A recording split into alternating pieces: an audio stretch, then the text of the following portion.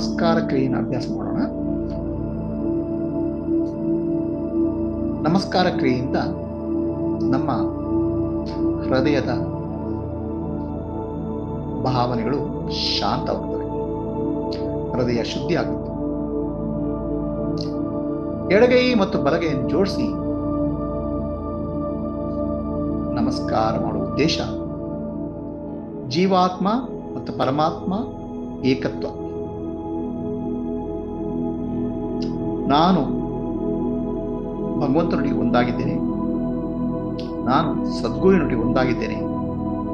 ಈ ಭಾವನೆ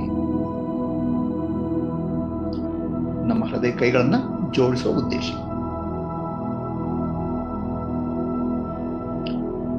ಎಲ್ಲಿ ಏಕತ್ವ ಇದೆ ಅಲ್ಲಿ ಪ್ರೇಮ ಇದೆ.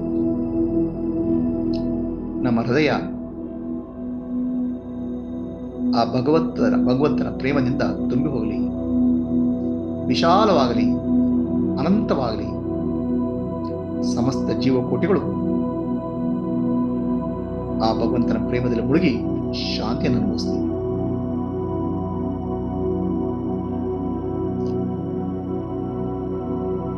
ನಮಗೆ ನಮ್ಮ ಜೀವನದಲ್ಲಿ ಭಗವಂತನ ಕೃಪೆಯಿಂದ ಏನೇನು ಸಿಕ್ಕಿದೆ ಅದರ ಬಗ್ಗೆ ಕೃತಜ್ಞತೆಯನ್ನು ನಡೆಸೋಣ.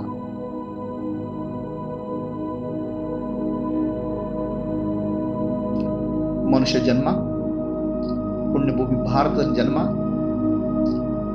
ಸದ್ಗುರು ಪ್ರಾಪ್ತಿ,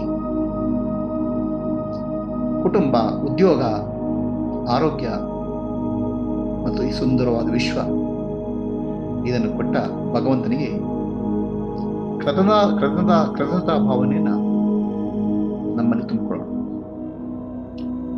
ಎಲ್ಲಿ ಪ್ರೇಮ ಮತ್ತು ಕೃತಜ್ಞತೆ ಇದೆ ಅಲ್ಲಿ ಭಗವಂತನ ಕೃಪೆ ಮೂಡಿ ಬರ್ತದೆ.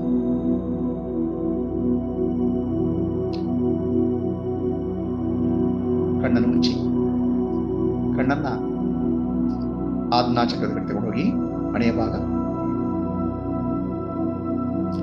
3 ಬಾರಿ ಉಸಿರನ್ನು ದೀರ್ಘವಾಗಿ ತಗೊಳ್ಳಿ.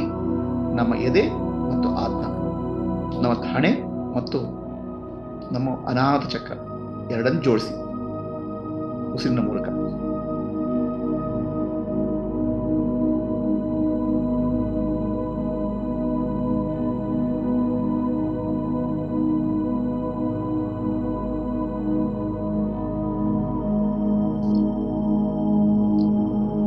ಈಗ ಹಣೆಯ ಭಾಗದಲ್ಲಿ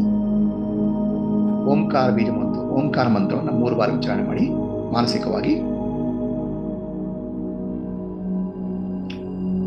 ಕೃತಜ್ಞತೆಯಿಂದ ತಲೆಯನ್ನು ಬಗ್ಗಿಸಿ, ಗೌರವಪೂರ್ವಕವಾಗಿ ತಲೆಯನ್ನು ಬಗ್ಗಿಸಿ, ಅನಾಹತ ಚಕ್ರ ಅಥವಾ ಹೃದಯದಲ್ಲಿ ಎಂ ಬೀಜ ಮಂತ್ರವನ್ನು 3 ಬಾರಿ ಹೇಳಿ.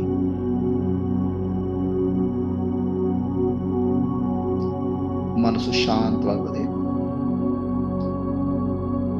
ಚಿತ್ತ ಶುದ್ಧಿಯಾಗುತ್ತದೆ. ಭಗವಂತನ ಕೃಪೆ ನಮ್ಮಲ್ಲಿ ಮೂಡಿ ಬರ್ತದೆ.